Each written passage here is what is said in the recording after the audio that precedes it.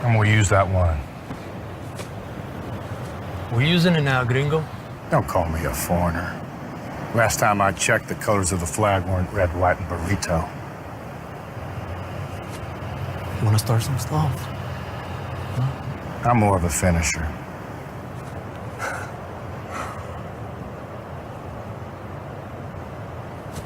Loca en la cabeza. That's right, I'm loco. Now get the fuck out of my crazy way.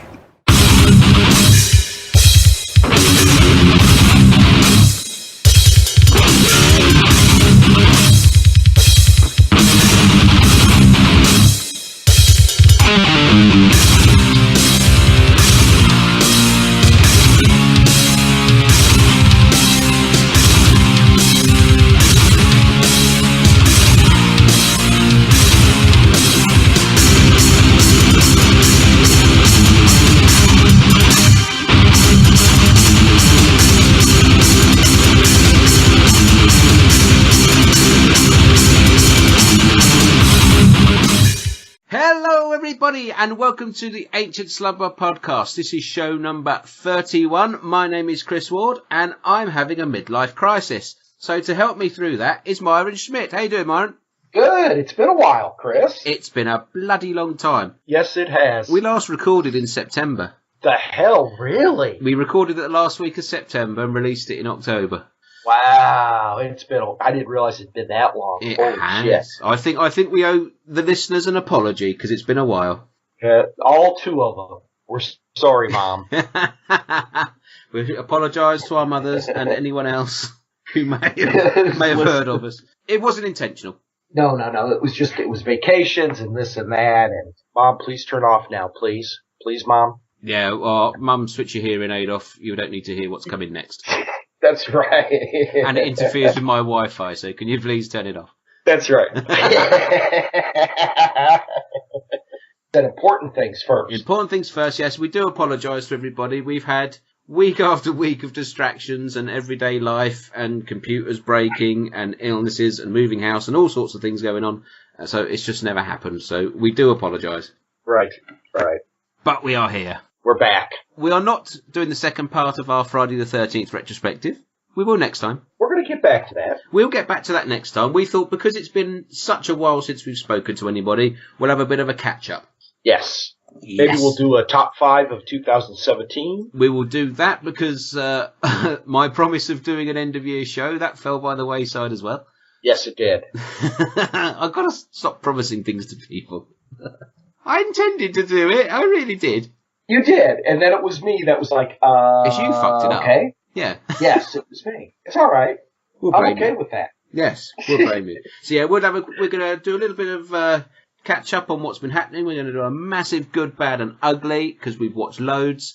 And we're going to do a little top 5 of last year and probably have a little chat about what's coming up over the next 12 months. Yes. Sounds like a fun-filled extravaganza to me. That it does. That it does. So with that in mind, there's a couple of trailers I wanted to talk to you about. Oh, really? Oh, really? All right. Hit me with the trailers. Well, a trailer's been released this week for Hellraiser Judgment. It has. And have you seen it? I have. Good. That makes talking about it easier then, doesn't it? It really does. We don't have to stop. I don't have to go find it and watch it. So, what did you think? Oh, God, please, no. No, you're not up for it? No, I'm not up for it. Ooh, okay. It does look a little better than the last one they did. Yes. But, for the love of God, just dump the franchise and let somebody pick it up who's got, I don't know what, but something. Well, this is the problem, you see. I was having a little chat with our good friend Chris Clayton on Twitter, and I said to him, the trouble is, Hellraiser isn't what you would call a mainstream franchise, in the same way that A Nightmare on Elm Street is, for instance. Oh, exactly. And I think if we keep hearing, oh yes, we're going to remake Hellraiser and we want Clive Barker involved and we want the director from this film or that film who's going to make it really gory and gruesome, yes, that would be ideal, but it's not going to happen. Nope. You can't market Hellraiser in the way that you market Freddy Krueger and A Nightmare on Elm Street or Friday the 13th, Jason Voorhees, that type of thing. Absolutely. I think it is absolutely holds more of a cult status. Yes. People who watch it and read it it's a different type of movie than Friday the 13th. Yes, and you're not going to draw in the same audiences that those films draw in, the sort that go along, No. the quick jump scare and the quick kill and all that sort of stuff. It's a lot more cerebral than that, as we know Hellraiser is. So, yeah, it's a strange one, but at the same time, it is a new Hellraiser film, and, like the little lambs to the slaughter that we are, we're all bound to watch it. So, Right. based on that, because I know I'm going to watch it anyway, yes, I think it does look better than Revelations. It does have that really, really slick digital look to it, which I don't like, because it doesn't look as gritty as the original Hellraisers do. I think Paul T. Taylor looks pretty good as Pinhead. Yeah. I mean, let's be honest, there's a lot of cries for, it's not Doug Bradley. Doug Bradley's in his mid-60s, and he's piled on a few pounds since he first played Pinhead. He's not going to do it anymore. Not like he did. It's really tough to cast Pinhead. Yes. I mean, it's not like some of the other things you can just kind of recast. And he's not Jason. You can't put him in a mask and hope nobody notices. Exactly. I was going to say Michael Myers, but yeah, same thing. Same thing, yeah. I mean, you could see the difference between a Taylor Mane and a Halloween 1, whoever did the first. I don't remember who did the first Michael Myers. Nick Castle, I think his name was, yeah. Okay. Well, there's a difference between Taylor Mane and Nick Castle. I mean, you could see that. But, there's a difference between, if you go to the X-Men movies, Taylor Mane and Liv Schreiber. Okay, yes. They played the same character. Massive difference, but it works. Yes. But you can't do that with Pinhead. No, there's an expectation to what the character is, yes. Isn't there? And the expectation goes back to the very, very first Hellraiser. Yes. And the second Hellraiser. And that is always going to be there, and I don't know how you get around it. It's just so cult. I don't know how you get around it. Well, I think the way you get around it is you don't have Pinhead in it. You could do a movie like that. Of course you can, because the constant in Hellraiser is the box. It's yes. not Pinhead. Pinhead's just the icon for the movie poster, really. And I think when you make a Hellraiser film, it's not necessarily the actors or, how much blood and guts is involved in it. I think there's a feel to it. There's an atmosphere. Yes. There's a grittiness, a griminess. That, all right, that part of that was the low budget that they had in the first film, but it lent itself to the film. And after Hellraiser 3, all the films got terribly, terribly slick, very clean, if you like. Yes. Revelations, for all of its faults, and there are a lot of faults, it was an original Hellraiser story, and it was properly grimy and gritty. Yes, and maybe that's, maybe, I don't know, but, maybe, I don't know. And maybe it was that grimy and grittiness that automatically just made our minds compare it to 1, 2, and 3. Yes. They made it grimy and gritty, but they made Pinhead grimy and gritty. That's why it didn't work. Whereas in the first one, it was grimy and gritty, but Pinhead was sort of the centerpiece. That's why he stood out so much. And I think if you get the casting right, you can redo Pinhead if you want to keep with that character. I don't think anybody's totally irreplaceable. No, I don't think so either. But part of the issue, too, is the sexual undertones of the movie. Yes. That only Clive or someone like Clive could bring, who's not afraid to bring. Yes, but like I said earlier, if you bring that element back into it, you're distancing yourself from the bums on seats element, which is what they want to bring in. Right. So it's an interesting concept because, if you follow through some of the especially the Scarlet Gospel. Yes. They talk more about the Priest Clan or whatever they called themselves, and no one's ever touched that. And I love that idea that you brought up of touching that in a movie. Yes. And I think if you were going to do that, you would have to have Clive Barker on board as a writer or a producer, and you would need a director who's, got some bollocks about them, basically. I mean, yes. the big thing when the remake of Hellraiser was announced a while ago, they were saying the director from Martyrs, whose name was connected to it. That would be fantastic. Imagine Clive Barker writing it and that director, I can't remember his name, directing it would be brilliant. Especially if he's back in the mindset of when he did Martyrs. Yeah. Oh, my God. But that film would never get made. And if it got made, it would never get released. Right. It'll never happen. And so I think we're going to have to make do with any Hellraiser that we get. Is a shit Hellraiser better than no Hellraiser? I don't know. Is it? I don't know. Can we leave Revelations to be the final word and then leave it there? I don't know. I'd rather see them do something. You know, the interesting way the Scarlet Gospels ended is I'm okay with that. Claude doesn't have to do a follow-up. I'm okay with how. I'm okay with that in a literary sense. Absolutely. I could deal in the ambiguity of what's going to happen next. That's part of the fun.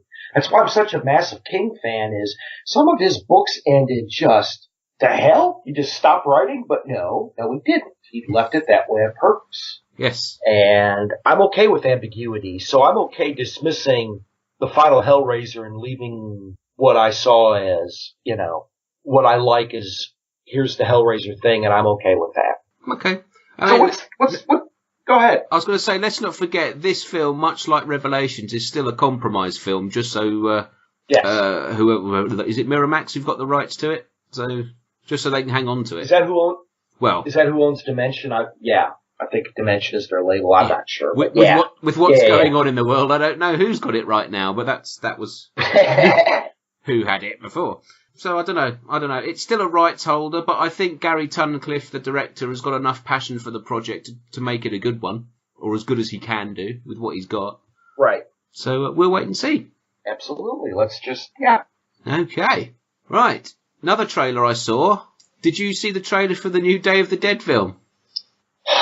Yes. Day of the Dead Bloodlines. Yes. What do you think? It's going to be slick. It's going to be new zombies. It's going to be CGI filled.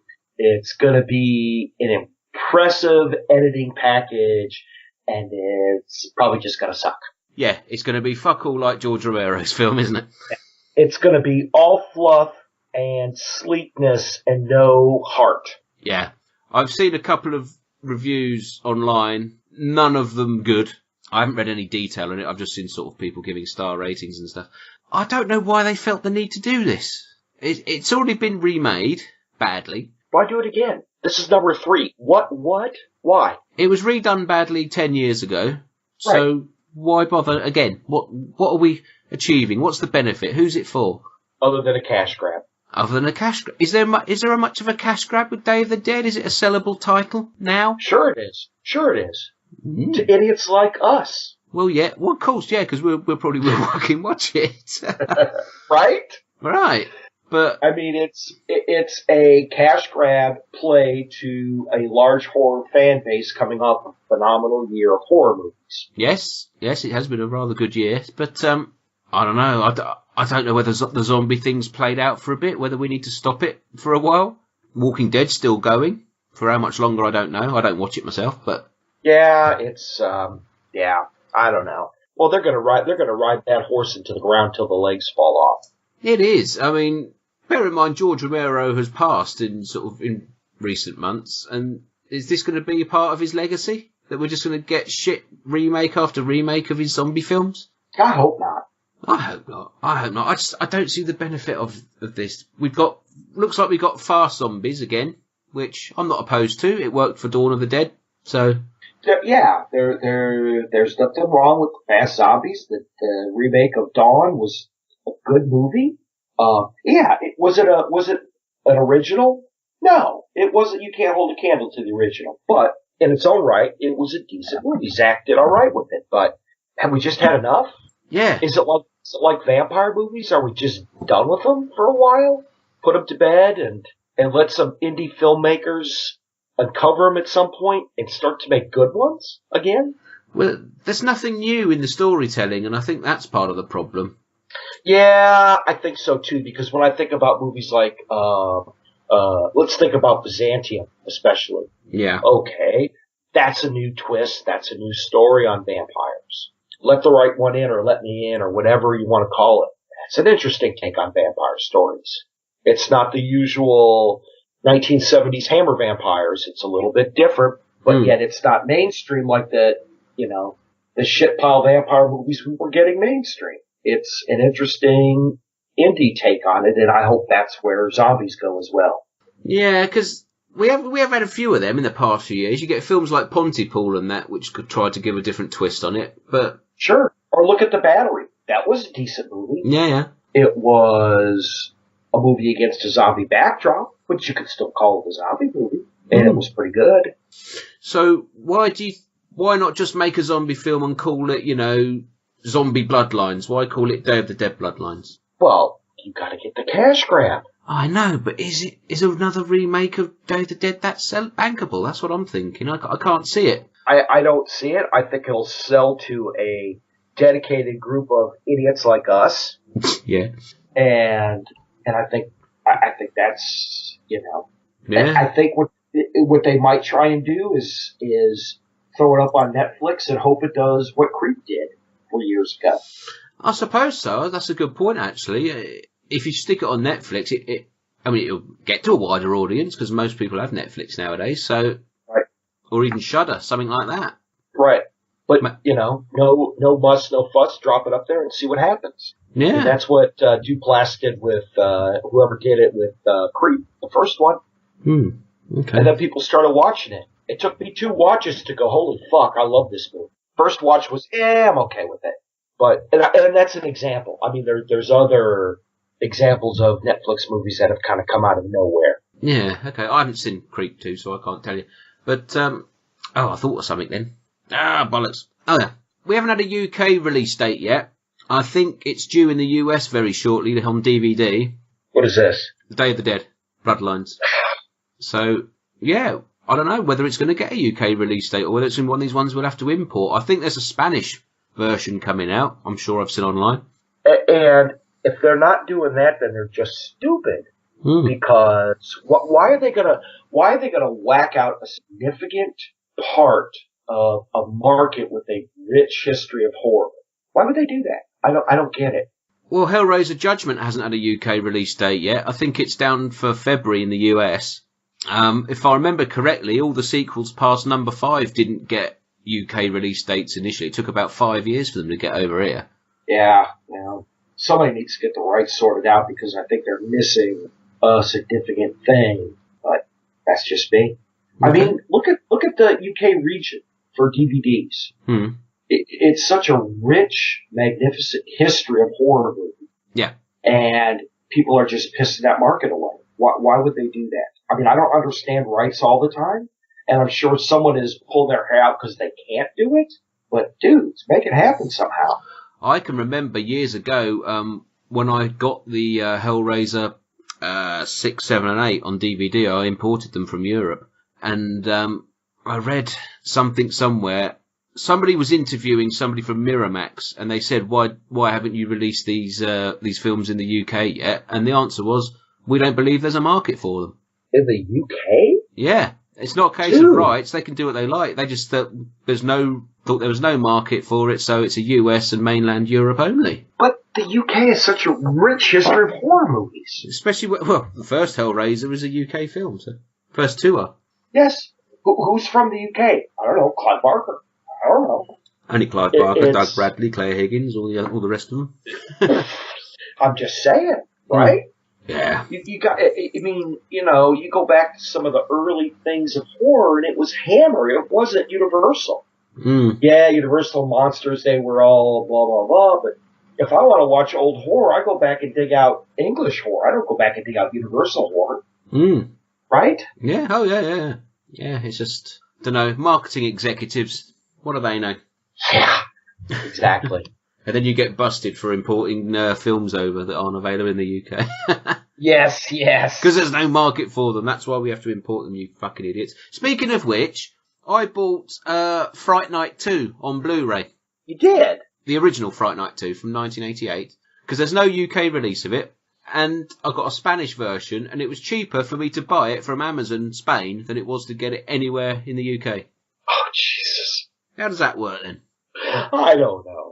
It was £2 cheaper to get it sent from Spain, including postage, than it was to buy it from a seller on Amazon UK. Oh, that's because the seller on Amazon UK priced it so low he had to make his money back in shipping and handling. Right? I blame Brexit. Yeah. This is what's happening. We can't get our films. Oh, God. What a state of affairs. Yeah, cheaper to get it direct from Spain than it was to buy it off a UK seller. Fucking hell. And it got here quicker as well. I got it in under a week. I got it in about 4 days. Not bad. That's pretty damn good, isn't it? Yeah. Anyway, right. The other thing I wanted to mention before we move on is the new Halloween film coming out this year. Yes. Yes, there's a bit of news because Jamie Lee's back. Yes. And Nick Castle's back. Yes. And who would have thought a podcast like us would have Nick Castle mentioned twice in the one show? I know, right? Fucking hell.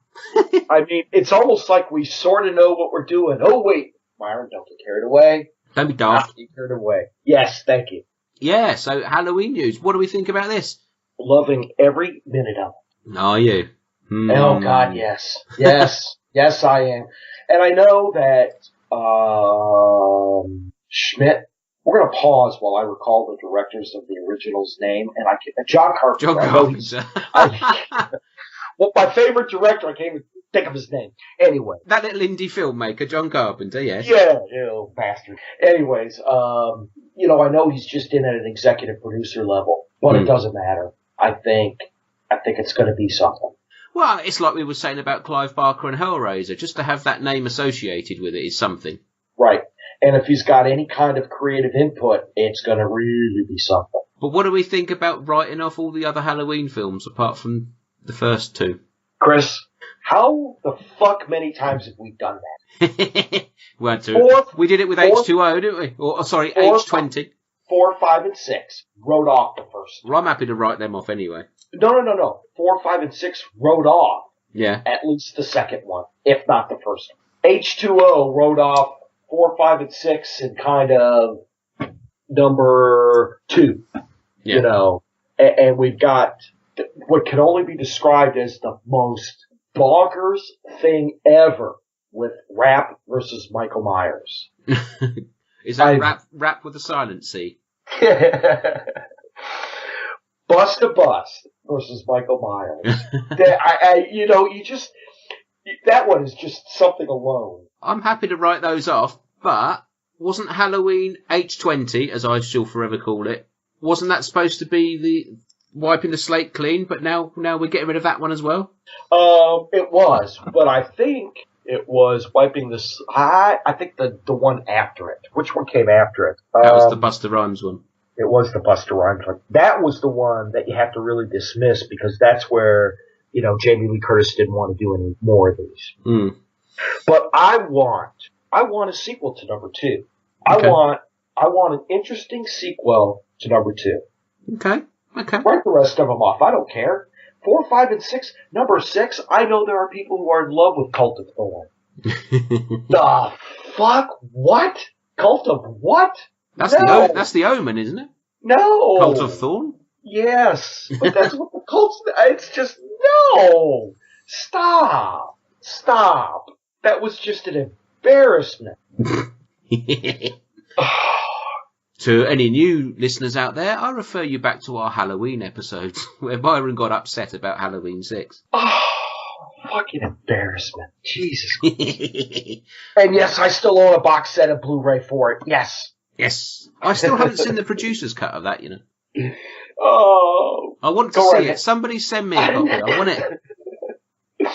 Yeah, there's 2 hours of your life you're not going to get back. I know, but I still want to see it. I haven't got a Region A Blu-ray player, so there's no point me buying the box set because I can't play it. So I need someone to sort of rip me a copy that I can play on my DVD player. I gotcha. Oh, yes. Halloween, excited. You're excited. Favorite movie, yes. Well, it vacillates between The Thing and Halloween. Like, hot damn yeah. Bring it on. All right, well, I'm not as excited as you. I've always said I don't care for Halloween sequels. If just the original existed, that would do for me. So I'm not that too fussed about it. I gotcha. And I'm slightly cynical about the Jamie Lee thing. I don't know. It just seems to be they seem to think they can't make a proper Halloween film unless she's in it, which I don't know. I don't think that's it. I don't think that's it. I think it's I think when they got John Carpenter involved, he wanted to tell more of a story, and he got a director that can see that vision and help him achieve that vision. Okay. Well, I will watch it. I will give it a fair crack of the whip, and I'm no doubt we'll give it a review or whatever when it comes out. So you're going to give Jamie Lee Curtis a fair crack of the whip? Oh, yeah. Oh, I think she's a woman of a certain age. I think she's getting better as she gets older, to be honest. Yeah? Yeah, I quite like that sort of short grey-haired look. I quite like that. Lord have mercy. All right, moving on. Anyway, yeah, that was all. Those were the 3 films I wanted to mention anyway, just to get your opinion on them. What do you say? You know what? You published a top 10 list that I purposely haven't looked at yet. Let's move into our top 5 list. Should we do a top 5? Yeah, mine has changed since the one I put out on Twitter, mainly because I saw something that changed my mind. I love it. Okay. I'm going to start, and I want to list a couple of honorable mentions that, in fact, I loved. Probably would be on a top 10 or top 15, certainly a top 20. Okay. But when I sat down and pondered all these, this is what I came up with. Now, some of these are by release date, and some of, you're going to notice it. Mm-hmm. Honorable mentions for me are Gerald's Game. I haven't seen it. Hounds of Love. Oh, interesting. Okay. Found footage 3D. Loved it. Is that Scott Weinberg's film? Yeah. Yeah, okay. It is. I haven't seen it.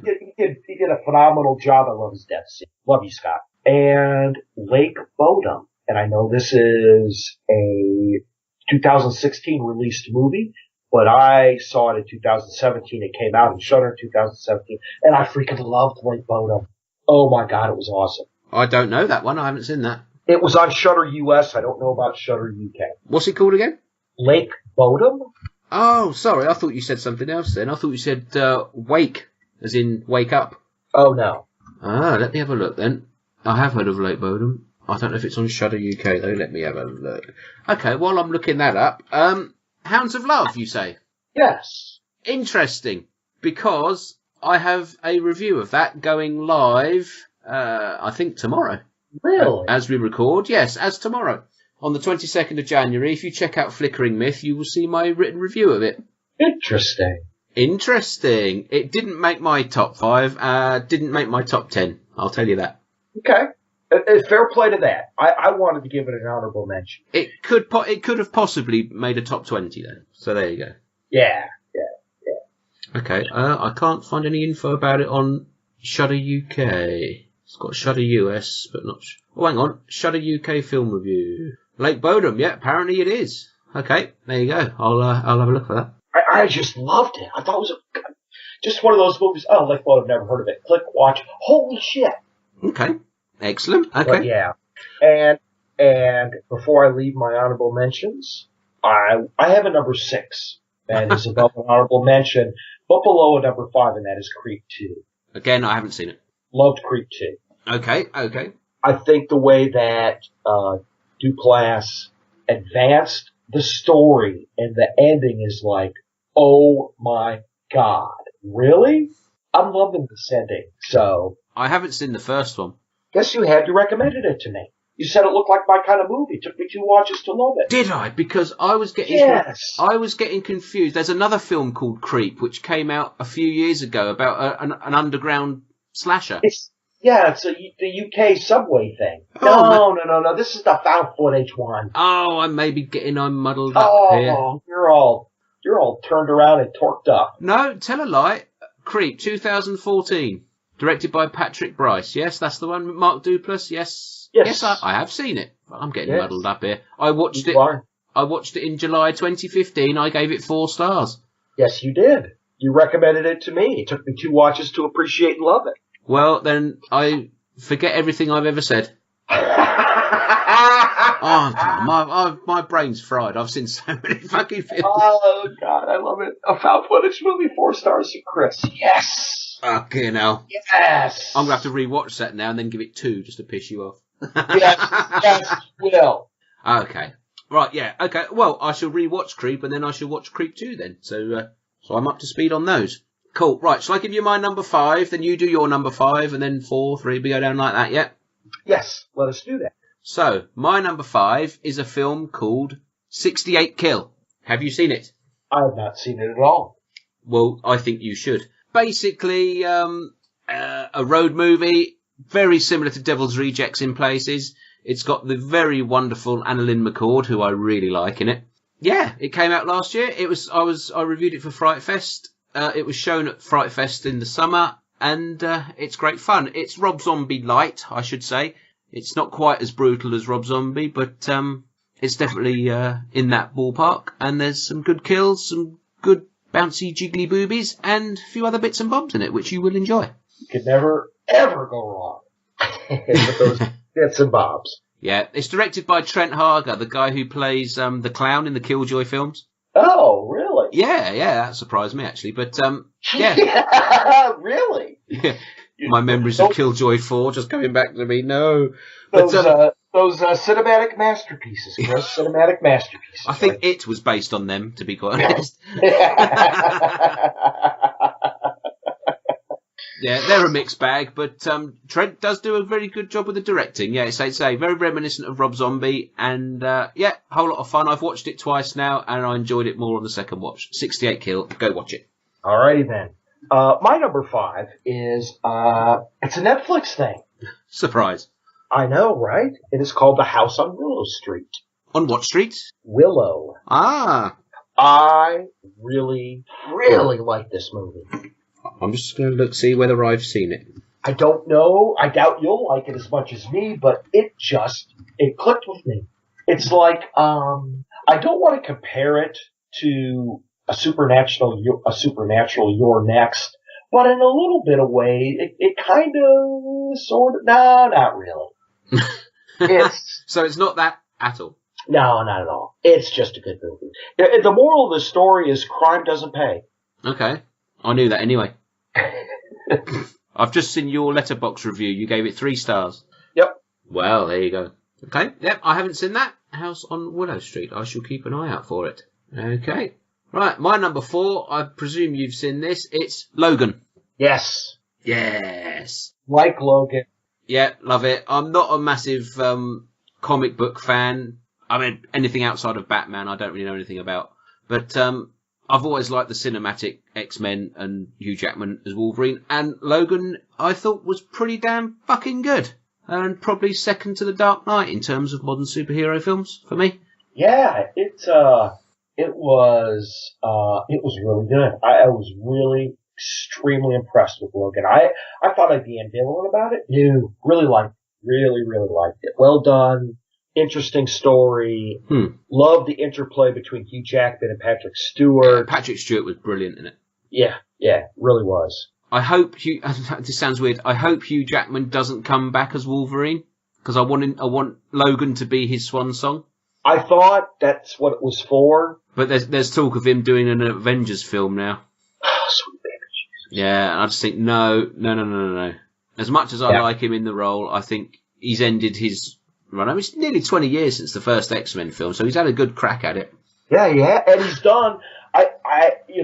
Whether or not you like Hugh Jackman, fine, but he's done really well as Wolverine. Yes, consistently played it, and he's got great intensity from the first movie to the last one he did. Yeah, regardless of the script of the film, he's always been the centerpiece of them all. Yes, and he's done very well. Yes. It's not like I don't think he's ever phoned in a Wolverine performance. No. He's always taken it very seriously, and and Logan was no exception. And I thought it was brilliant. I've watched it in colour and I've watched it in black and white. I'm going to say I prefer the colour one, to be honest. I tried to watch it black and white, gave up, and went to the colour one. I can see why they did it, and there are certain scenes where I think it works, but I think as an overall experience, it doesn't really add that much to it. So no, just watch it in colour. But yeah, that was it. My number 4, Logan. Yeah. What's yours? My number 4 is one you've seen probably. Okay. Released in the US in 2017, 2016 was released in the UK. It is called A Black Coat's Daughter, known as February Across the Way. Yes, I haven't seen that. Oh, I loved it. I love these kind of movies. I can't tell you any more. Phenomenal movie. Yeah, it's on my list to watch. I haven't seen it. Yeah, you gotta watch it. I don't know if you'll be as enamored as I am with it, but holy shit. Pretty sure we've looked that one up before and it didn't get an official UK release. I thought it did. Well, it came out as February in 2016. Yeah, I think the version that you can buy over here is a European import. Oh, jeez. I don't think it got an official... Yeah, I'm pretty sure. Oh, for fuck's sake. I know. Jesus. Again, like we were saying, we always shit out. I don't know why. Yeah. I got it. Let me just type it in and have a look. February. DVD. Oh, no, we have got one. No, it did. Tell a lie, it did. Ah, no, sorry. No, that is an import. Yeah, Dutch import. Yeah, we haven't had an official UK release. For fuck's sake. There you go. And you wanted the Dutch import? It's £12.84. That's not bad. That's not bad. Or there is another version which is Polish. Oh, which is £9.99. It is on Amazon Video, $4.99. But I ain't got that, so that's pointless. So yeah. Oh well. I'll have to hit some of these American sites, see if I can get it cheap. Okay, now. Okay. Yeah. Anything else to say about it? No, I don't want to say too much. Okay. Because I don't want to sway you. But I really, really, really liked it. Okay. Right. My number 3 is, you wouldn't have seen this. This was shown at Fright Fest in the summer. And it's a documentary. And it's called Horror Movie, A Low Budget Nightmare. Really? And it's fucking fantastic. It's about a film that was made a couple of years ago called Red Christmas, which is a low budget slasher with Dee Wallace in it. And this is Horror Movie is the documentary about how the director got the film made. And it's absolutely brilliant. It's funny. It's heartwarming. It's just totally crazy when you see what's involved in trying to get even a low budget slasher put together.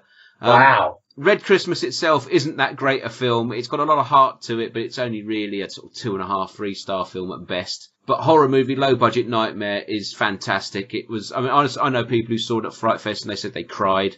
It was just so heartwarming. And so the guy whose name is Craig Anderson, who was the director, he wanted to put a film out. He said he was going to get a film made. He made Red Christmas and he had a bloody nightmare getting it done. And it's a brilliant documentary about how to put a film together. So Sweet. I'm hoping it gets a home DVD release at some point because it's just fantastic to watch. Even if I saw it without seeing Red Christmas first, and I still got the gist of everything. Yeah, it's just fantastic. Oh, that's always the sign of a well-made horror movie. In fact, I went and bought Red Christmas afterwards on the strength of this. Hey, you got to support the director. There you go. Well, that's it. It's brilliant. The fact that this low-budget Australian horror film where they managed to get enough money to secure Dee Wallace to appear in it.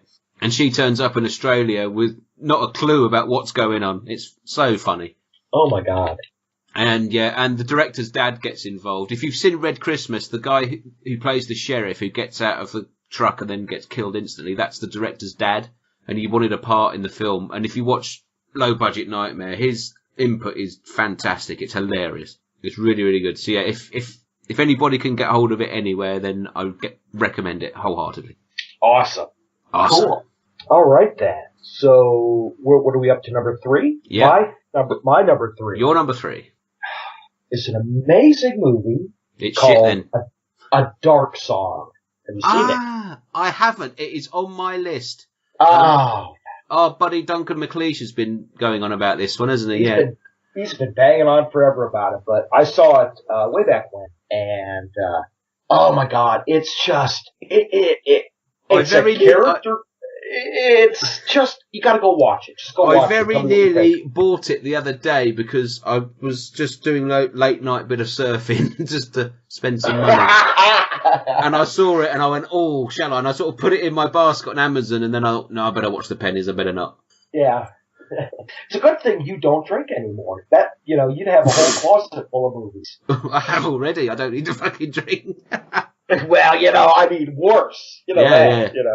Yeah, it is on my watch list, and it is one that I will pick up over the coming months. You should. It's an amazingly constructed movie. It's got characters. It's got subject matter. It's just bonkers. Okay. Yeah. I watched the trailer for it the other day, and I thought, oh, that looks pretty damn special. So I know Duncan's mentioned it a few times. So yeah, it's on my list. Yeah. Yep. Fantastic. It's an amazingly done flick. Yeah. Cool. What about you for number 3? Well, I've done my number 3. I'm on number 2 now. Oh, fuck. What's your number 2? It's another one I saw at Fright Fest. It hasn't got a release yet, but I'm hoping that it will. It's called Housewife. Okay. This was my number 1 film for a long time. It's by the same director as Baskin. Oh, really? Yes. What is his name? Cav, whatever his name is? Yes. Yes. He's, is he Iranian? I can't remember where he's from. Turkish. He's from Turkey. Yes. Yeah. And, yes, it's an English language film, though. Okay. Cav Everhole. That's or it. Everroll or whatever. Yeah. Housewife is one of these films, very similar to Baskin. The aesthetic's quite similar. I came away from it from Fright Fest, and I remember turning to the guy behind me, and we both sort of looked at each other, and I said, "What was that all about then?" And he said, "I don't know, but I know I liked it." And I said, "Yeah, me too." And then we just sort of walked off, not saying a word to each other. I want to see it now. Yeah, it is. It's one of them films. If you imagine the best bits of things like Hellraiser and Martyrs and all those films that are on a higher level than your basic slasher.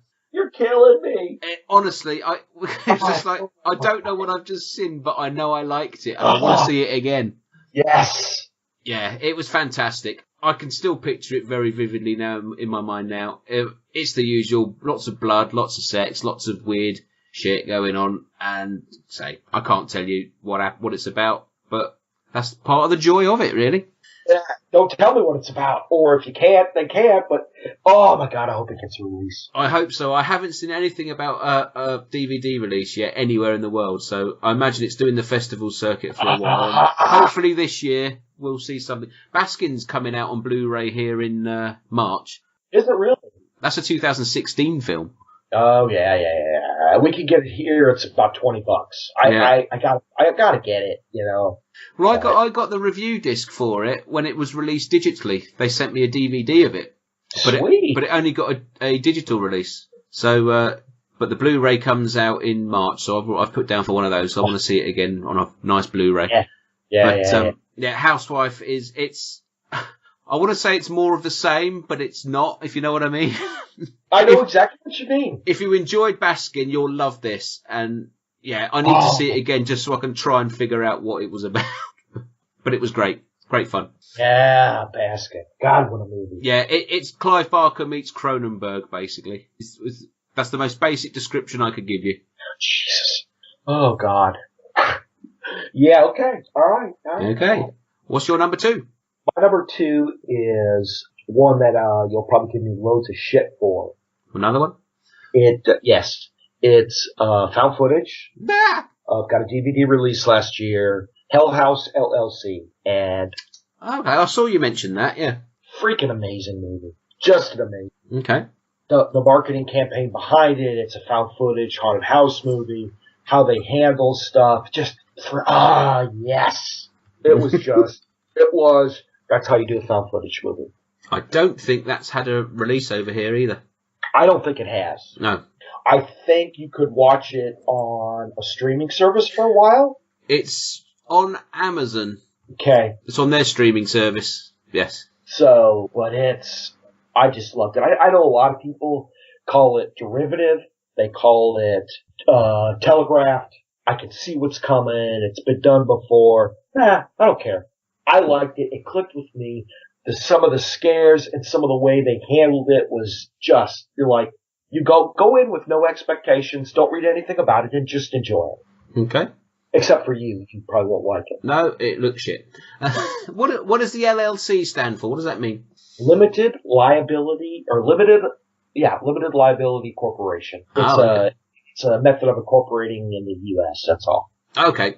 Yeah. That's probably why they haven't put it on DVD over here, because they're worried that people won't know what it means. Because the name of the business the characters work for and one of the characters owns is Hell House LLC. Ah. Over here it would just be called Hell House Ltd. Just means limited. Just means limited. Yes, exactly. Okay. All right. Okay, yep. Okay, my number 1 then. I'm pretty pleased so far that we haven't had any crossover. We both like different films. And I know full well this is not in your list anywhere, my number 1. Rob Zombie remakes what? It's the Rob Zombie remake of Phantasm. No, it isn't. Shut up. Now that's going to happen. I fucking hope so. Fucking I'll crowdfund that bastard, I tell you. God, we got Sherry Moon, we got the tall guy, we got Sid, all playing in Phantasm. We got, Bill Moseley as the tall man. Could you imagine that? God. Yes, actually, I could. Sid Haig as Reggie. Oh, it's coming together. No, No, my number one is last minute edition. I saw this between Christmas and New Year, and I fucking loved it. And I just watched it again the other night, and I still fucking love it. It is Brawling Cell Block 99. I've seen it, I know you've seen it. and I liked it. Yes, but you didn't love it. I had some problems with some of the hooks that they were trying to use to get the story and the plot moved along. That's all. Yes. Yeah, you didn't like the abortion bit. The abortionist. What the fuck is that? Really? Really? This is the hook you're going to use? An abortionist? Yes. An abortionist. What? Okay. Just fucking stupid as that. Right. That's the dumbest thing ever. I would say, okay, when I gave my dad a copy of Machete a couple of years ago, Yes. and I said, watch this, you'll love it. And I said, before you put it on, I said, bear in mind, everything you see that makes you go, huh, is deliberate. Oh, I know. I know it's deliberate. Because who gets an Udo Kier look-alike Udo Kier. with an abortionist then? Yeah. The only... That wasn't a look-alike, that was Udo Kier. Oh, well, all right. Okay, see? But... Oh, dear. Yeah, he was a good look-alike, wasn't he? That was him. Will you edit that part out? No. Okay. I thought I'd ask. Fuck. Oh. But, okay. You know what? I could have got the wife kidnapping. I could have got the torture. I could have got anything else. But you're going to pick an abortionist? No movie's ever mentioned an abortionist. It's just, it's weird. It's like, what? Yeah, it's just one of them plot devices they put in there just to up the ante, really. Yeah, it's a Serbian film shocker kind of thing. Something you haven't seen before, that's all it is. Yeah. Yeah. But, I mean, S. Craig Zahler, the director, is fast becoming one of my favourite directors. He did Bone Tomahawk last year, which, if you remember, was one of my favourite films. And, Yes. yeah, this is up there as far as I'm concerned. His next film has got Mel Gibson in it, and it's called it's called something like Riding the Concrete or Ripping the Concrete or something like that. It's supposed to be like a gangster film. So how fucking brutal is that going to be? It's going to be stupid. It has Mel Gibson in it. Good. That's what I want. I've no problem watching Mel Gibson in a film. I really haven't. You know, I'm not the hugest Vince Vaughn fan. No, I'm not. Dragged Across Concrete. Sorry. Yeah. But this movie that he did an amazing performance, character, fucking spot on. Would you believe this? I've just looked up S. Craig Zahler's IMDb profile. Did you know he's a writer on the latest Puppet Master film? Oh, come on. Puppet Really? Master, The Littlest Reich. For fuck's sake. Oh, You know what? He's got to get a paycheck, okay? He's got to pay the light bill till some of this shit takes off. Okay. Yeah, Oh, Dragged Across Concrete. The plot synopsis. Once two overzealous cops get suspended from the force, they must delve into the criminal underworld to get their just due. Starring Mel Gibson, Michael Jai White, Don Johnson, Vince Vaughn, Udo Kier. I'm there. That's my best film of next year done already. Okay. All right. Hang on. You made my day. Mel Gibson next to Urkel. Love every minute of it. But I'll never watch the movie. You'll never watch it? Won't say yes, never, you will. but I don't. Yeah, you'll make me. That's yes, the I will. only one. I'll get it written into the Constitution. All I'm going to see is Mel Gibson next to Urkel. Sorry, Michael Gillian White. I apologize, but in this sense, that's what you're going to get. Anyway, back to Brawling Cell Block 99. It's a prison film. It's brutal. Vince Vaughn is great in it. And, yeah, I'll probably watch it at least another 3 times this year. You know what I really enjoyed about it was the pacing.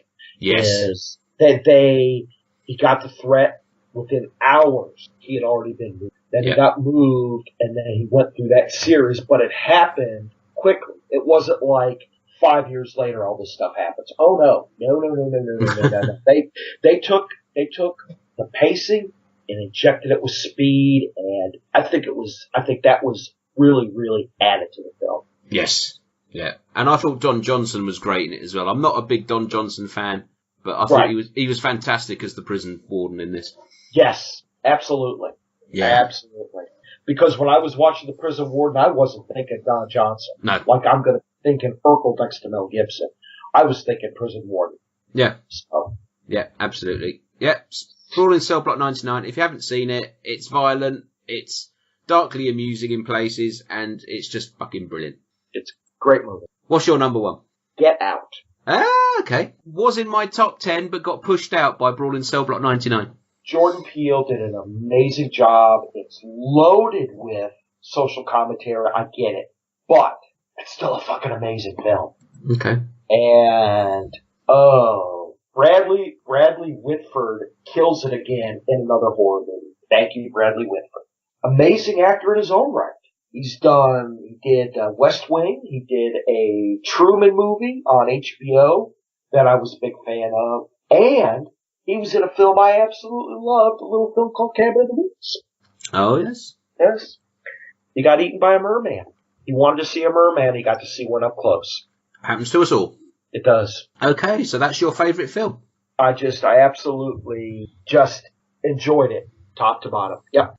Yeah, I enjoyed it. I didn't love it. I think some of the praise for it has been a little bit over the top, to be honest. But I did think it was very good. I've watched it twice. Say it was around my number 10 area. Got pushed out once I'd seen Brawling Cell Block 99. But yeah, I just think some of it's been overpraised a little bit.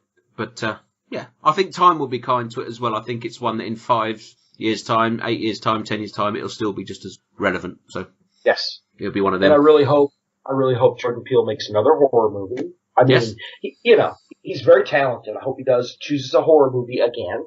Yeah. And to be honest, I'd like to see Bradley come back in another horror movie. He does an amazing job. Yeah, I'll be up for some of that.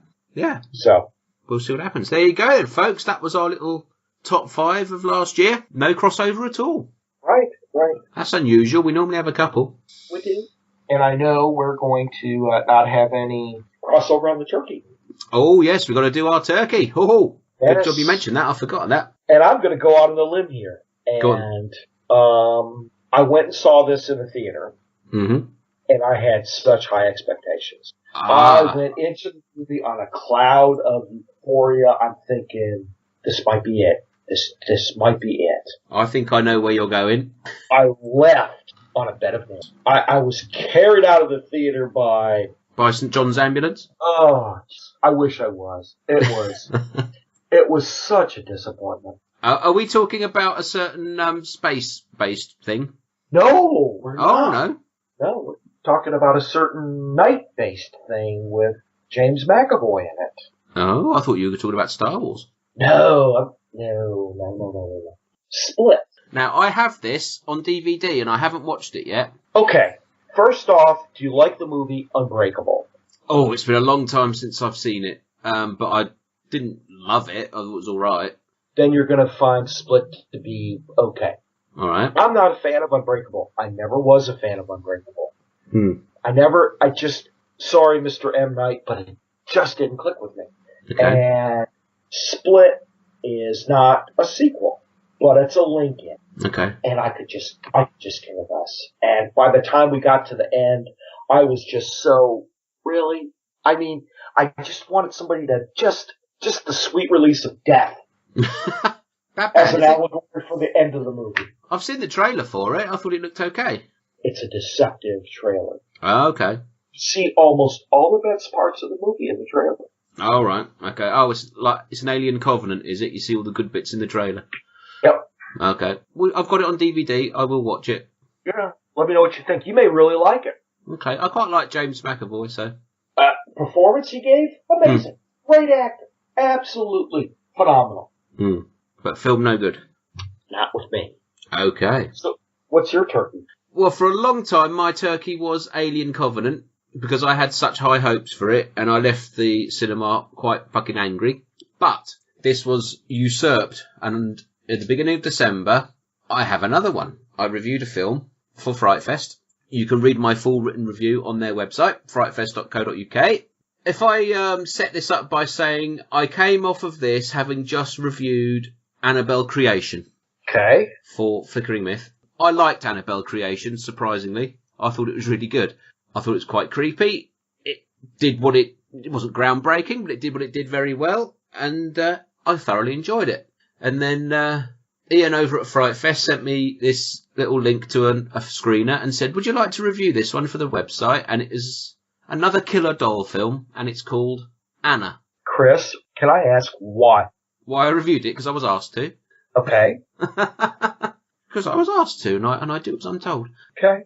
Yeah, this film, it's a knockoff of Annabelle, obviously, even down to the font on the DVD cover art. It's a haunted doll movie.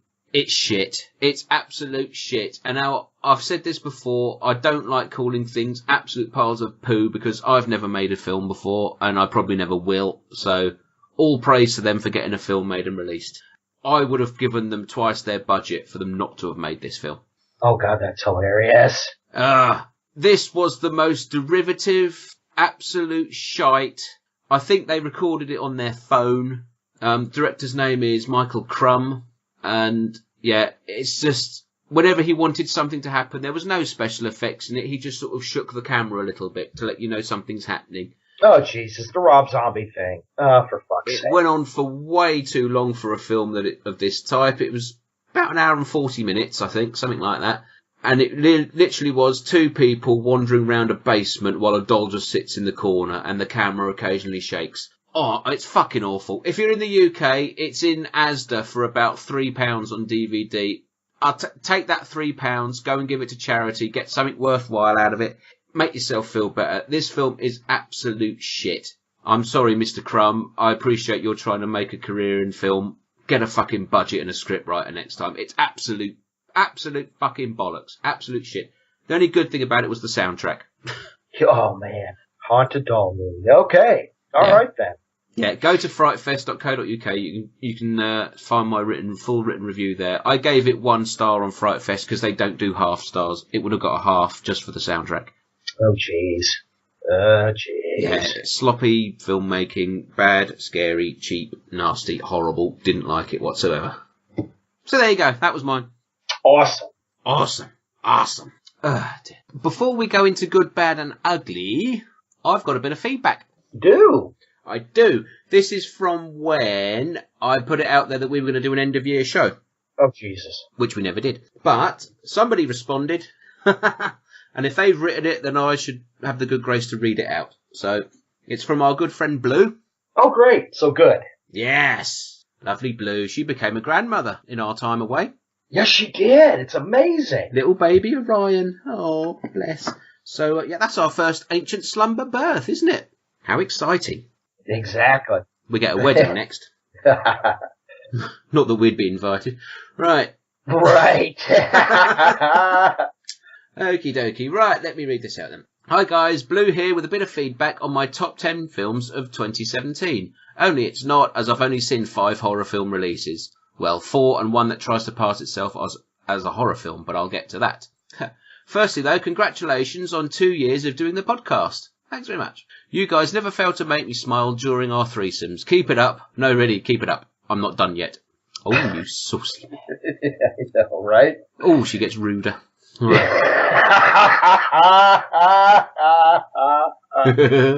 Oh, best not check out the DMs on Twitter then. Oh dear. Anyway, yeah. Right. So on to my. All right, carry on. Don't choke. So on to my film choices, and I'll try not to include any spoilers. My favourite release of the year is Split. I didn't read this before you said yours. I didn't, so there you go. James McAvoy was fantastic in the lead role. I liked the way it was shot. The story was good, even though I felt it was a little predictable. And I would have liked to have seen more of his personalities. But otherwise, a good film with 4 split personalities out of 5, because the other is sitting in the naughty corner, which is what my personality is doing. You hated it, Blue loved it, so there you go. Yeah, that's right. Film number 2 was recommended by Mr. Ward, which is me, after I had completely fallen out with the franchise after watching The Thing That Is Seed of Chucky. Yeah. I bought the DVD, put it on, and howled with laughter. Cult of Chucky has made me fall in love with the little rubber bastard all over again. So thanks, Chris. That's all right. I give it 4 rubber sex dolls out of 5 because I inflated the last one with helium and let it go over Morecambe Bay. For our US listeners, Morecambe Bay's like a cemetery by the sea. I couldn't find a Chucky doll so near to Christmas, she said. No. Film number 3 is The Girl with All the Gifts. It was acted well, including the kids, which was a refreshing change. The story was great, and I enjoyed the little twist at the end. So 4 ravenous zombies out of 5. I haven't seen that. Have you seen that? I'm not. No. Because Okay. I just can't stomach another zombie movie right now. I think this is one of those ones we mentioned where it's not just a straightforward, Walking Dead type thing. I think there's a story to this one. I have heard some good things. Oh, you'll like this then. Film number 4 is Gerald's Game. I'm quite surprised. Quite surprised that a film with handcuff shenanigans didn't rate higher with me, but I became more disappointed with the lack of shenanigans, really. And why did the person at the end look like something from Prometheus? I haven't seen it, I don't know. Luckily, it held my attention considering it was overly fast-paced, and I did enjoy it, and I gave it 4 polished sets of handcuffs out of 5, because the last pair are still attached to the guy in my sex dungeon. Better see if he's all right. Yes, I hope he's not still there. Yeah, me too. Go take him some, please. And now for the horror release that wasn't really a horror, but masquerades as a horror, as Alien Covenant. I remember watching it and thinking, not a bad sci-fi film, but when do we get the Alien film? I feel as though this franchise has run its course and should be left well alone before it's completely spoilt, yes. And I give it 3 Where the Fuck Are the Aliens out of 5. Yeah, I gave it 2. A fucking awful film. I do have a couple of honourable mentions that I saw for the first time this year, although they are old releases. I think I may be to blame for a few of these. Firstly, a Serbian film. Oh, God. I was so against watching this film that I found myself judging something I'd never seen, and I'm not a hypocrite, so I bought it in its uncut version and settled down with a bucket just in case I felt like throwing it at the TV. I was completely surprised at the fact that I liked it. Don't get me wrong, the subject matter is horrendous, but I can't deny it's a very well-made film. My second honourable mention is Dunkirk. Not a horror film in that sense, but a fantastic film. If you haven't already seen it, go and watch it. Have you seen Dunkirk? Your influence, Chris. Sorry? Your influence, Chris. My influence? I don't know what you mean. Have you seen Dunkirk? No, I haven't, but I've heard great things. I'm a bit dubious about going to see that, I'll be perfectly honest. My granddad was actually at Dunkirk. He was there. So I don't know if I want to sit and watch it, to be honest. Okay. But I may do. Right then. Okay, so now for the ugliest film she's seen in 2017, because it's not a 2017 film. And again, this is my influence again. It has to be Salo, 120 Days of Sodom. Oh, Jesus. God almighty. The actual film itself is a good film. It's a subject matter that turns my stomach queasy. I'll say no more, except that I'm right off chocolate Yule log. Yeah, don't blame you.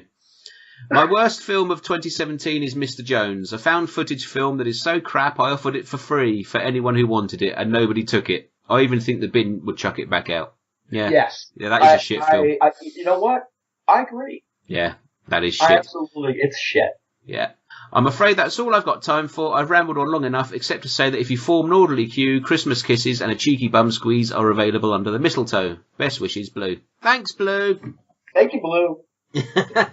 Oh, yeah. Jesus. I'm surprised she came up with Split as her favourite, because you hated it so much. So there you go. One of you's got to be right. Have I got to be the decider on this one? Have I got to watch it? Oh, God, don't. Yeah, probably. Cool, yeah. Yeah, I do apologise for anyone who knows Blue, and if she suddenly started going on about films like Serbian film and Salo and things like that, that's my fault. It's got bum sex in it. I thought she'd like it. Jesus, oh my God, Chris. Oh! Sorry. We're gonna end up making her watch all the Rob Zombie movies she hasn't seen yet. Oh, just stop. Oh, and I told Blue to watch 68 Kill, and she did, and she enjoyed it. So there you go. Oh, there you go. All right. There's no bum sex in that. Well, there would be if I made it. Right then. Okay. So, as a little palate cleanser after that. Can't believe it. Right, shall we do a little bit of good, bad, and ugly? Yes, let's do it.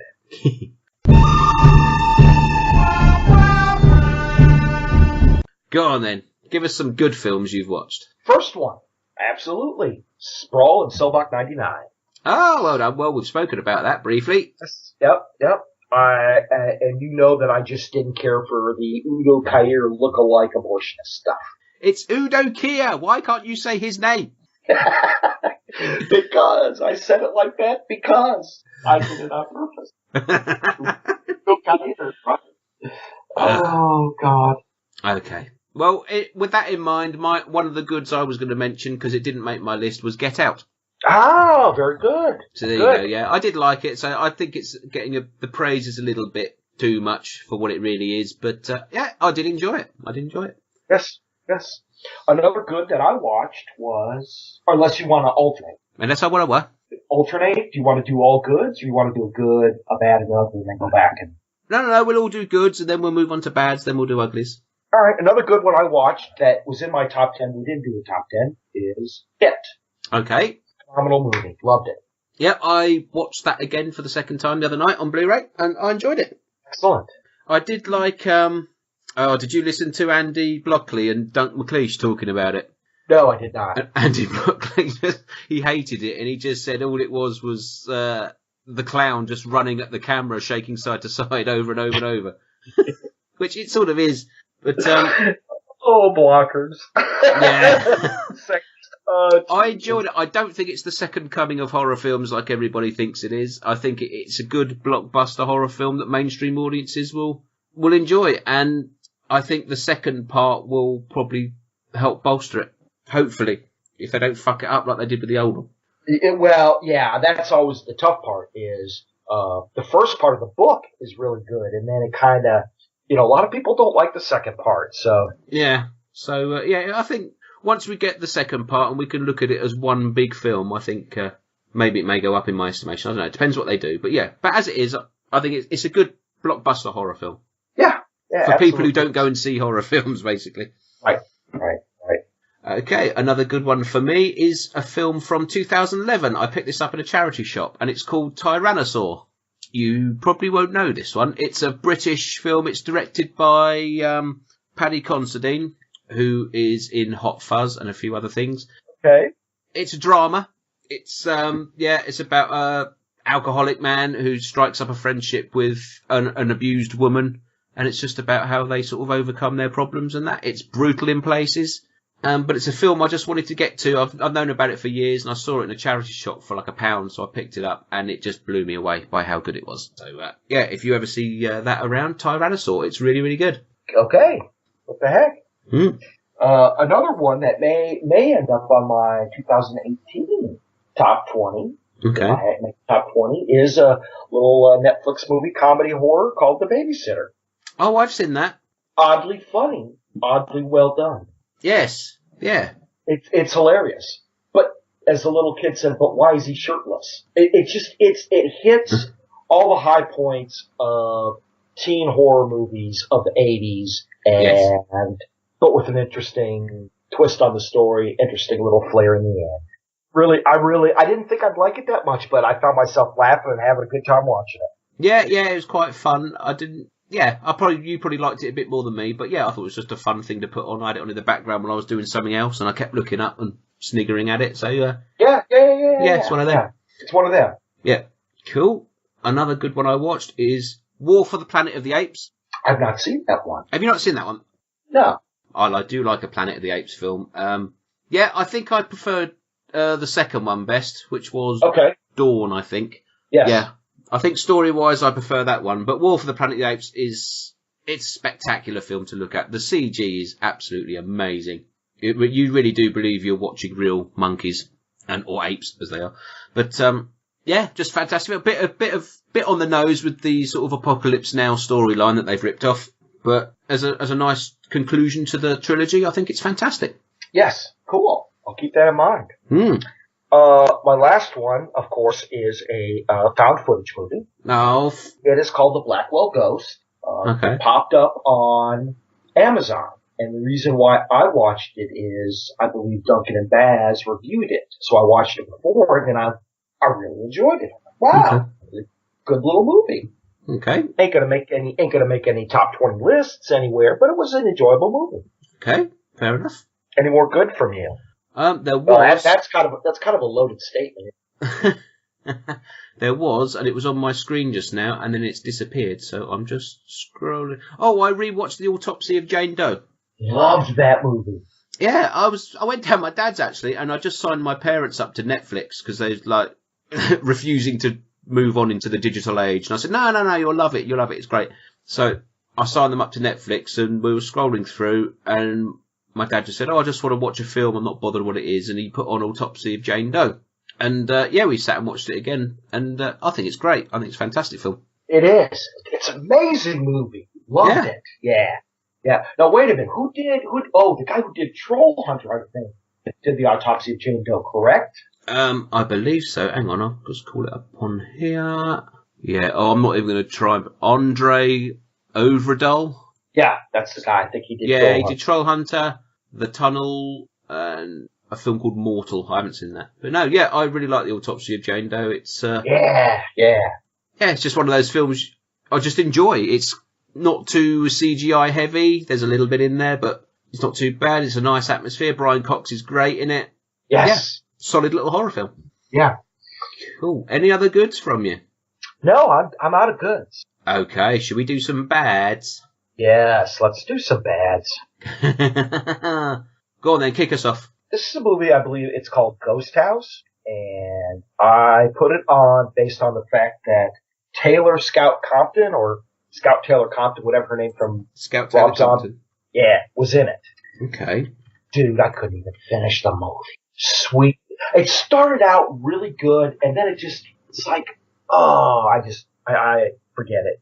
I just couldn't. Okay, I haven't seen that one. Yeah, don't bother. It's just, I mean, I'm 75% of the way through, and I can't even bring myself to finish it because I just don't care. Okay, it's average ratings on IMDb. I know that doesn't mean a lot, but no, I don't know that one. Okay, that bad, is it? Yes. Okay. Well, I'm going to hit you with one. Mine's a Christmas-themed one now. Oh, really? It's called Silent Night, Bloody Night, The Homecoming. Oh, Jesus. That just sounds bad. No. I bought a 3-film box set from 101 Films, which has got in it Red Christmas, which I mentioned earlier, and one called All Through the House, which was all right. I quite enjoyed. And then it's got this. This was a half-star on Letterboxd for me. This was absolute shite in every sense of the word. Yeah, as soon as you put it on, it's that digital camera style, like someone's got their iPhone out and given the lens a wipe, and that's about as much setup as they've done. And it's a slasher film with shit effects, bad acting, and it's just fucking horrible. Yeah. I've given it a 2-word review on Letterboxd. Utter shite. God. And somebody liked it, so there you go. Someone's put a like on it. Oh, jeez. Yeah, it absolutely avoid. Yeah. So my bad one is, Jesus fuck. It's a movie called American Exorcism. Now, as opposed to an English one. If you ever see this movie, I would just simply pass on by. Let me type it in and have a look. I need to see this. On IMDb, it's got a rating of like 2.9. That's bad even for them. That their mothers must have given them a 10 to get that rating that high. Oh my God, it's so fucking horrible. Oh my God, it is the gee. Yeah, I've just called it up on IMDb. Yeah, that looks pretty fucking bad. Yes, you have no idea. It's just... when a plot synopsis starts with after narrowly surviving a harrowing possession. Phew, that was close. I nearly got possessed then. Okay, now. I know, right? So go on, give us another band. Yeah. All right. Where's it gone? Oh fuck, where's it gone? Hang on, I was too busy looking up your one then. I've mentioned Anna, didn't I? That was my turkey. I watched a film called House on Elm Lake. Okay. I bought this in HMV because I was buying a DVD for my missus for Christmas that she wanted. It was one of those 2 for £10 offers. So I picked up the one she wanted. I'll have a look around for something. I said, there's anything I want. And this was in the offer. And I'd seen it mentioned on Twitter a couple of times, so I bought it. Fuck me, this was bad. It's basically, it wants to be the Amityville Horror. It's a British take on the Amityville horror without the story and without the actors. It's got a child actor in it who is absolutely fucking horrible. You know, it makes Bob in House by the Cemetery look like Tom Hanks. It's really, oh man, she's fucking awful. The only saving grace is the lead actress is an actress called Becca Hirani. She was really good, and she was quite stunning to look at, I will say. She was really good. I've seen her in something else as well, and I can't remember the name of it. But yeah, absolutely awful film. I'm telling you, no amount of any kind of female nudity can save some movies, dude. It wasn't even the fact she got naked in it. I mean, I think there's one titty shot, if I'm honest. Not that I'm keeping count. But there was one. I definitely wrote down one, yes, and it's near the end of the film anyway. But we're going to come across like some cheap porno film review site eventually, you know. Oh, Jesus. Marking down the times of when you see a nipple shot in a film and whether it's worth it or not. We are just so juvenile. Yeah, absolutely. Well, let's be honest. If you've got to flesh out your film with things like that, then your film's bad to begin with. And this film is fucking bad. Yeah. It wants to be Amityville horror. It's not even Amityville 4. Is it better than Amityville 2? Get off my podcast.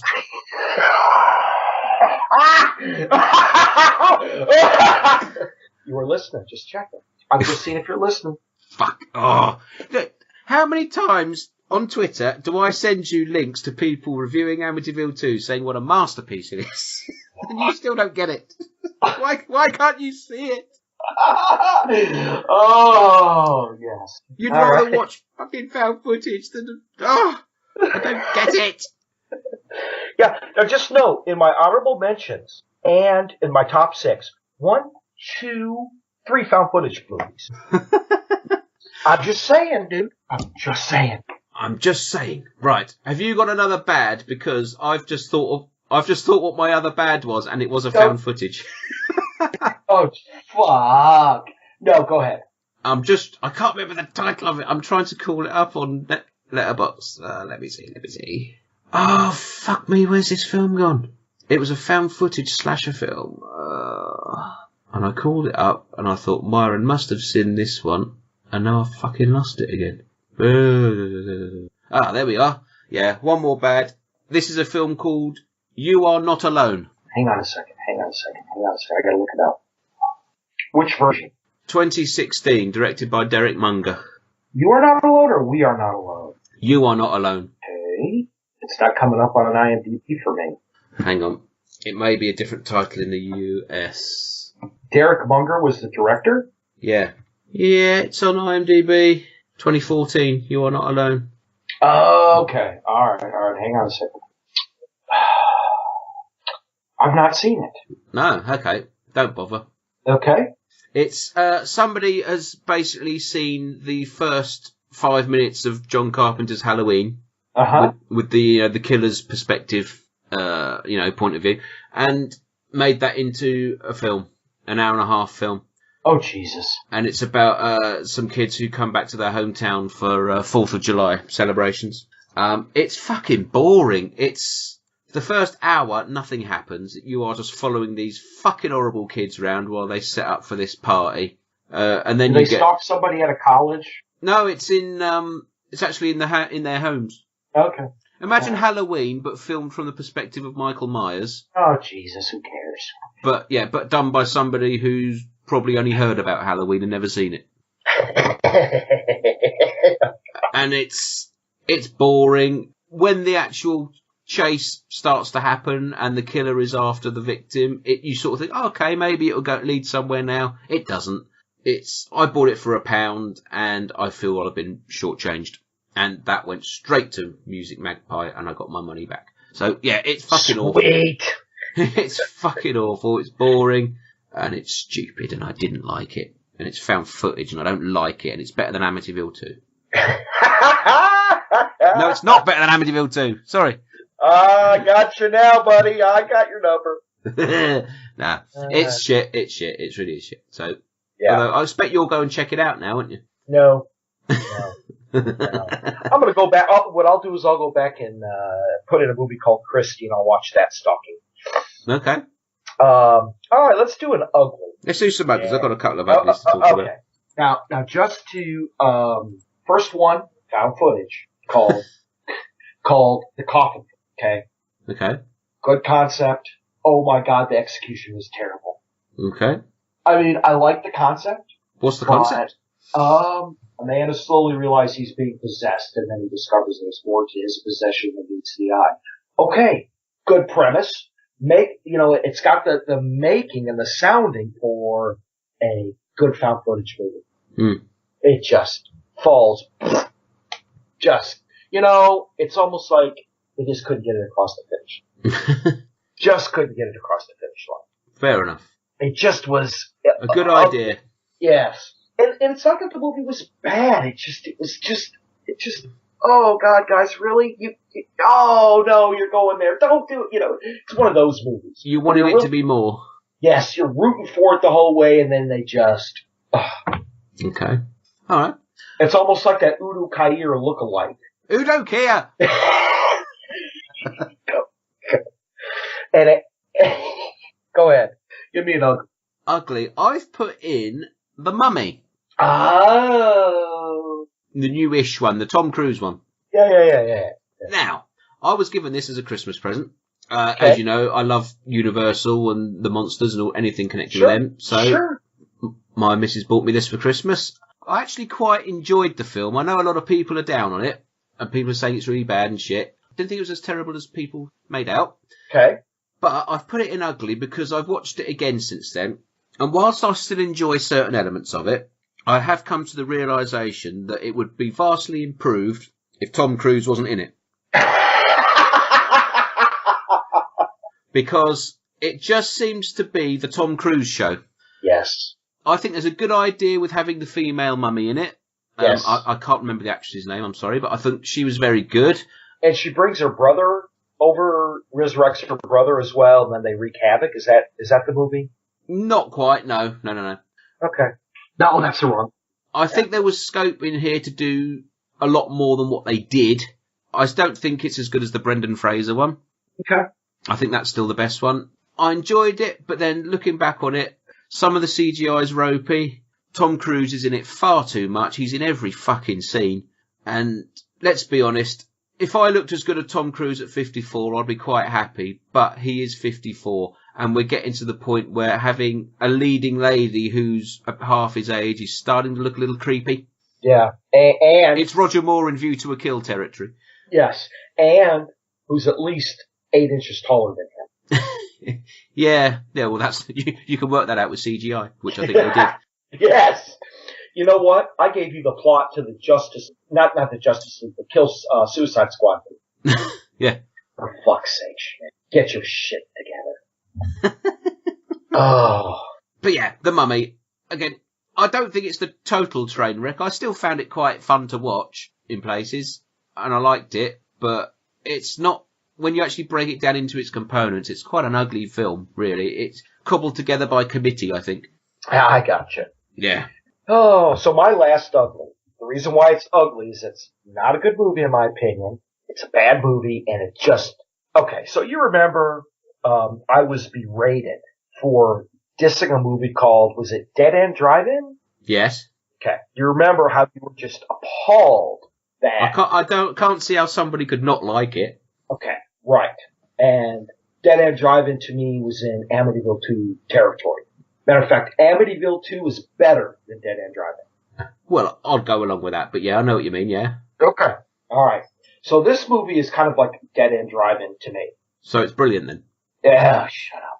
A lot of people think it was really good, and it's a movie called Bad Batch. Bad Batch? Bad Batch. Okay, I don't know that, so I'm going to type it in. The Bad Batch. Couldn't tell you what it's about. Could care less what it's about. It stars the dude, the buffed, good-looking, sexy dude that plays Aquaman. Oh, you mean Chris Ward? That was good. Hey. That was well-timed. It was laid down perfectly. The delivery was awesome. You get a 10. Thanks. I'm not in Aquaman. What do you want about? You mean Jason Momoa? Yes. Yes. And I could really care less about the movie. Terrible movie. It was just Now, see, I've just looked at the IMDb synopsis there, and the first line is a love story set in a community of cannibals in a future dystopia. Now, that's got me intrigued. Yeah, oh, don't be that intrigued. It's got 5.3. It's got Keanu Reeves and Jim Carrey in it. No, forget it. Yeah, it does have Keanu Reeves in it. I forgot he had Keanu Reeves. And Jim Carrey. I'm trying to remember what character Jim Carrey played. He's credited as the Hermit. Oh, I don't even care. It's a bad movie. It's an ugly script.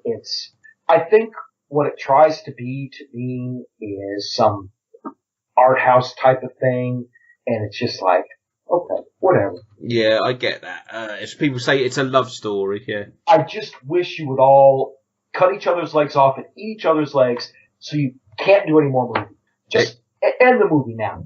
It hasn't got a UK DVD release. Okay, well, that's probably a good thing. You can get an American import for £13 plus £5 postage, so £18 that's going to cost you. Ain't going to cost me a dime, buddy. Actually, the director's name rings a bell. Hang on. Not the director, the producer's name rings a bell with me. No,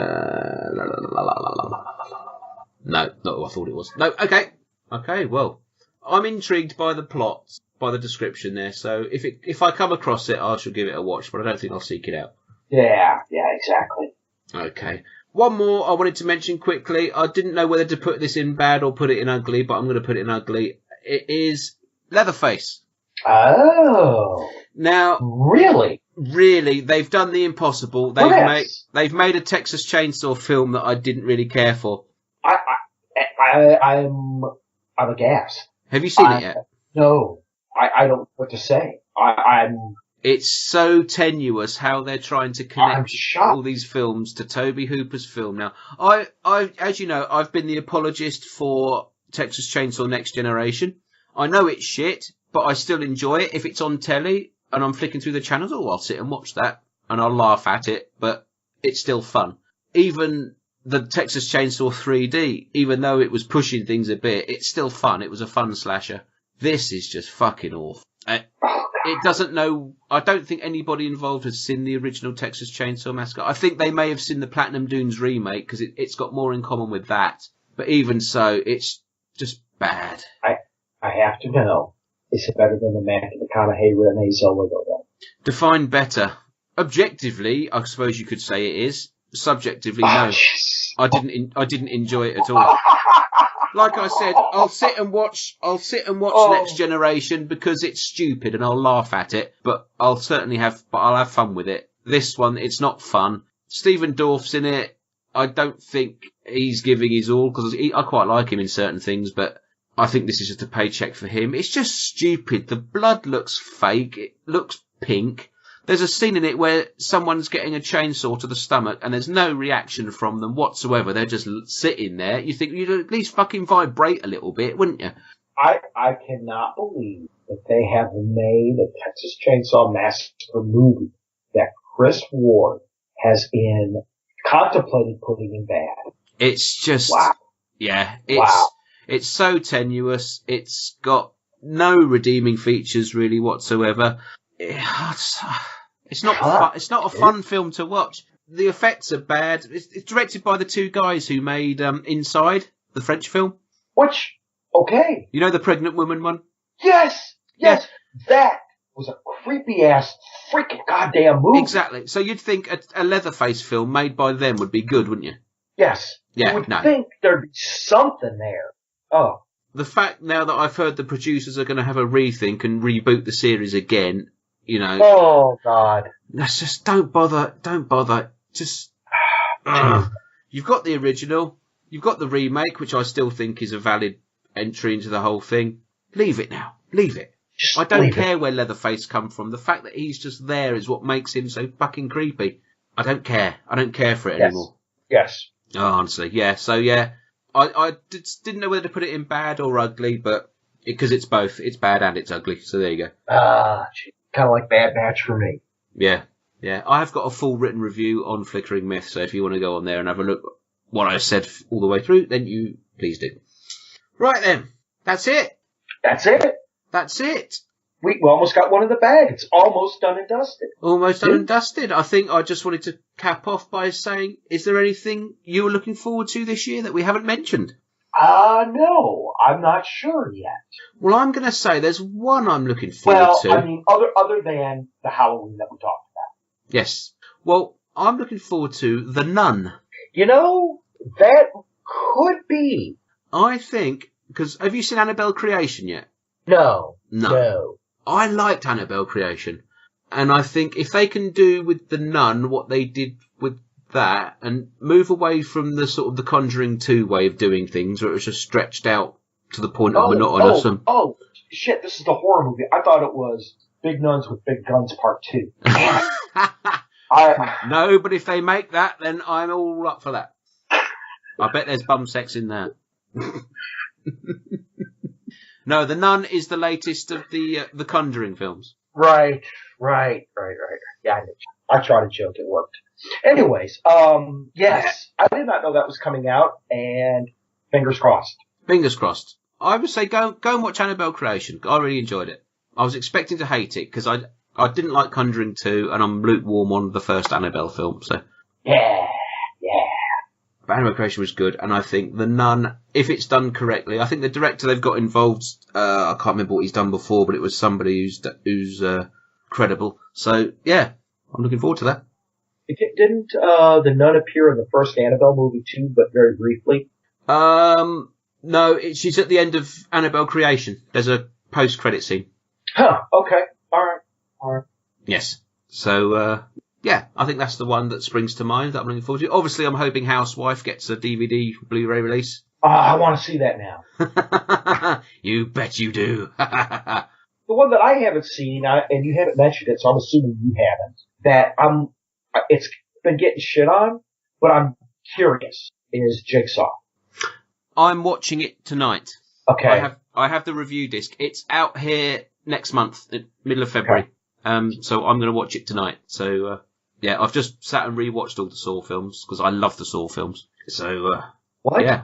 What? Get the fuck out. Well, I love the Saw films. Seriously? Yeah? I love the Saw films. There you go. My God. Maybe we'll tackle that as a franchise one day. Who knows? I would never in a million years guess to hear the words "I love the Saw films" come out of your mouth. Why? It's people getting limbs hacked off. Of course I love it. Yes. Awesome. Yeah, so I'm watching Jigsaw tonight. I have a Blu-ray disc in my house as we speak. I don't want to hear. I'm not going to watch your Twitter feed tonight. Then I don't want to hear anything about it. I want to go in. I want to go in blind. I've resisted any types of reviews about it. I've seen a few tweets that people really were very disappointed, but I've only listened to one review of it, which was Now Playing Podcast did a review of it. Okay. That's the only one I've listened to. Okay. And I sort of knew what direction they'd go in anyway. So. Okay. All right. Sweet. So that's cool.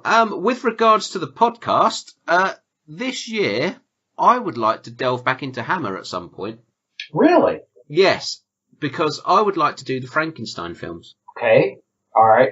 You don't game for anything except a Serbian film. I'm going to dig my heels in on that. Hammer didn't make that, so you'll be all right. I know. I'll be all right. It'd probably be quite dull if Hammer made it. But yeah, I think because I was listening back to some of our earlier shows the other week, and I really enjoyed the Dracula ones we did.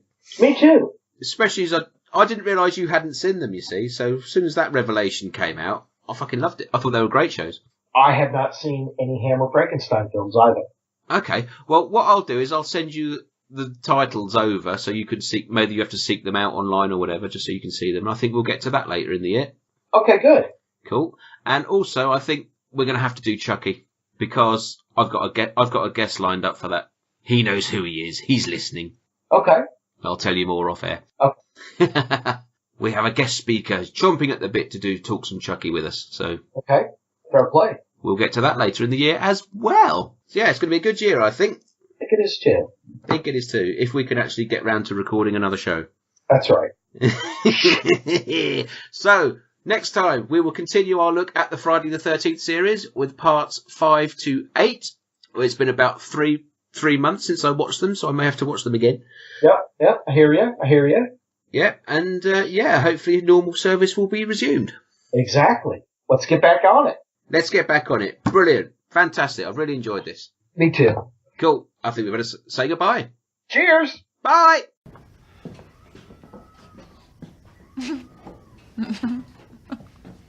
You look mad, Chippy. Why do you treat me like this, Liza? Like what? Like making fun of me all the time and belittling me. Because sometimes I have to, honey. Okay? Being with you is like having a small child instead of a boyfriend. Now, what I need you to do is go out there, bring the girl in here. That's it. Think you can manage?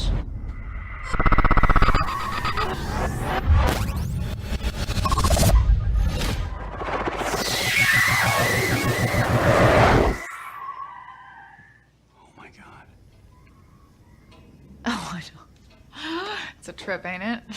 Dwayne's really into his new hobby. This is what Dwayne does with the girls you sell him. Well, I've only sold him one, and that's her, so yeah, I guess so. And you're okay with that? What Dwayne does is his own business. Okay, that girl has to go either way, and I could kill her myself or, you know, make a few extra bucks. I figured make a few extra bucks. There you go. Loosen it up a little bit. I'm starting to think you'd turn into a total wuss.